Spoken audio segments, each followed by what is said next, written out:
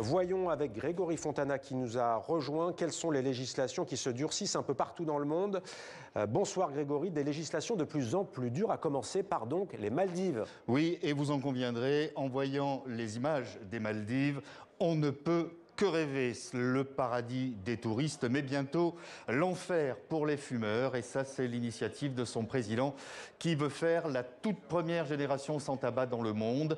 Et ça a commencé dès le début du mois. C'est très simple. Toutes les personnes nées à partir de 2007, donc les personnes qui ont cette année 18 ans, eh bien, elles n'ont plus le droit d'acheter ni de consommer du tabac.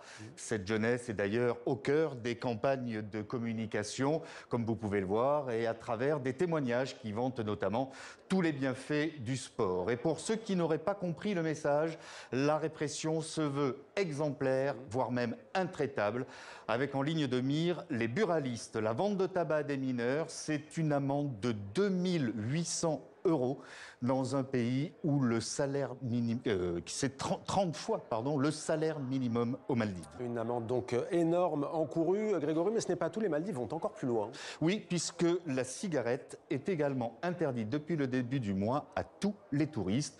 Alors c'est courageux pour certains, téméraire pour les autres, quand on sait que le tourisme est essentiel pour l'archipel avec 2 millions de visiteurs chaque année. Alors on se dit, Grégory, que ces mesures qui sont les plus strictes au monde, pour nous, ça inspire déjà d'autres pays? Oui, alors en réalité, c'est la Nouvelle-Zélande qui a été la première à vouloir faire une génération sans tabac. Seulement, la loi en vigueur pendant un an a été abrogée l'année dernière avec l'arrivée au pouvoir des conservateurs. Au Royaume-Uni, tout était prêt pour 2027, mais le projet est en sommeil, là aussi, après un changement de gouvernement. Et puis, il y a l'exemple de la France. L'idée fait son chemin après le dépôt d'une proposition de loi par un député écologiste. Les associations de lutte contre le tabac et des parlementaires de tous bords politiques soutiennent l'initiative. Mais plus largement, ce type de restriction soulève une vraie question. La prochaine étape sera-t-elle l'interdiction pure et simple du tabac pour tout le monde? Et si la question se pose, Grégory, c'est bien parce qu'il suffit, on le sait, d'un précurseur, d'un pays précurseur,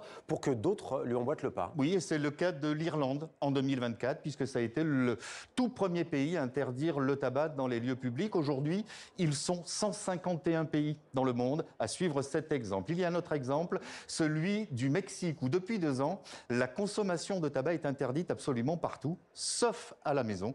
Il y a aussi le Japon, où l'on peut fumer uniquement dans des espaces réservés. Enfin, sachez que le tabac a fait l'objet du tout premier traité international de santé publique. C'est dire l'importance qu'on accorde à cette question. Et ça a été en 2003 par l'adoption par l'Organisation mondiale de la santé d'une convention internationale pour aboutir à terme à un monde sans tabac.